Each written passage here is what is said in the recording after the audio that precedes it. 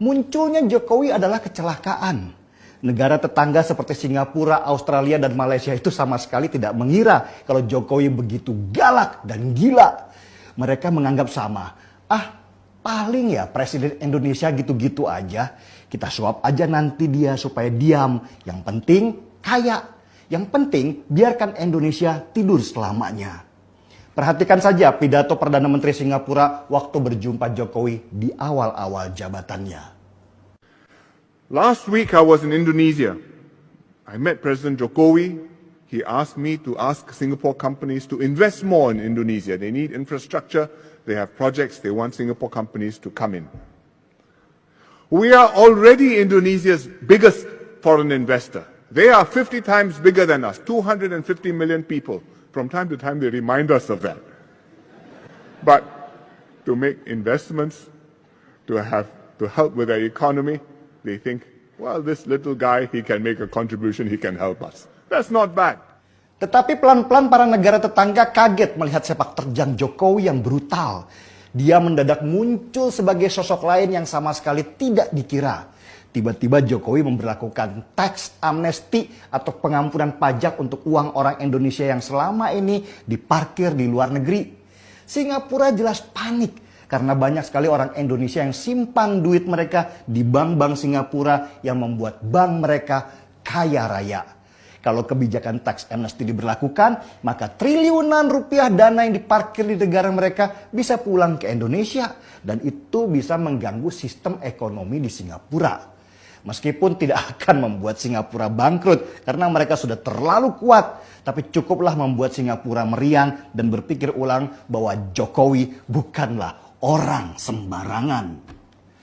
Belum selesai tax amnesty, Jokowi kemudian membangun pelabuhan-pelabuhan internasional di beberapa tempat. Salah satunya adalah pelabuhan Kijing di Kalimantan Barat dan di Batam. Ini lebih membuat Singapura meriang lagi. Kenapa? Karena selama ini ekonomi Singapura sangat bergantung pada sektor jasa dan pelabuhan internasional adalah salah satu kekuatan ekonomi mereka. Singapura bukan negara yang kaya akan sumber daya alam. Bahkan di sana air saja dimasukkan dalam sumber daya khusus.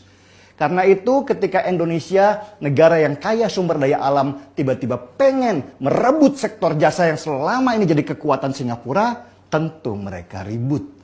Selama puluhan tahun, Singapura berhasil menekan pejabat Indonesia supaya tidak membangun pelabuhan internasional di sini. Karena itu bisnis utama mereka. Belum lagi dengan adanya Thailand yang juga sedang membangun kanal Kerak yang akan memotong jalur perdagangan internasional. Singapura pun makin kecekek jadinya. Jepang dan Vietnam yang selama ini kaya raya dari hasil curi-curi ikan di lautan Indonesia juga mendadak susah. Karena Indonesia sekarang menutup lautnya dari nelayan asing. Beda kali pemerintahan Jokowi kali ini. Gak kayak presiden sebelum dia. Begitu mungkin apa yang ada dalam pikiran mereka. Sekarang dengan adanya Omnibus Law, Malaysia lah yang kebakaran jenggot. Malaysia yang sekarang ini aja negaranya sudah kejepit di Vietnam dan Thailand dalam hal mendatangkan investasi luar, harus pusing dengan munculnya Omnibus Law di masa Jokowi ini. Jelas banyak investasi asing yang tertarik untuk bangun pabrik di Indonesia.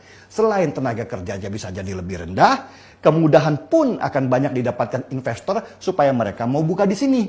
Dan ingat, satu lagi kelebihan Indonesia, kita punya penduduk yang banyak yang jadi pembeli produk yang dibuat di negara kita.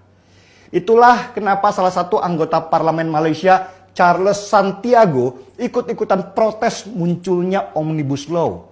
Urusan dia apa coba selain hanya ingin membuat kericuhan di negeri orang. Dan dari penjelasan tadi kita akhirnya paham bahwa musuh kita bukan hanya para pengkhianat di dalam negeri, tetapi juga negara-negara tetangga yang takut negeri ini jadi besar dan akan merebut periuk nasi mereka selama ini. Indonesia buat mereka tidak boleh besar, karena itu ancaman buat ekonomi dan kebanggaan diri mereka. Dan dari situlah mereka banyak mengeluarkan dana supaya gelombang demi gelombang demo menghantam Indonesia lewat peran para kadrun dan SJW atau Social Justice Warrior yang selalu jualan kesengsaraan demi perut pribadinya. Itulah kenapa Prabowo mengingatkan kalau demo Omnibus Law kemarin itu juga dibiayai oleh asing.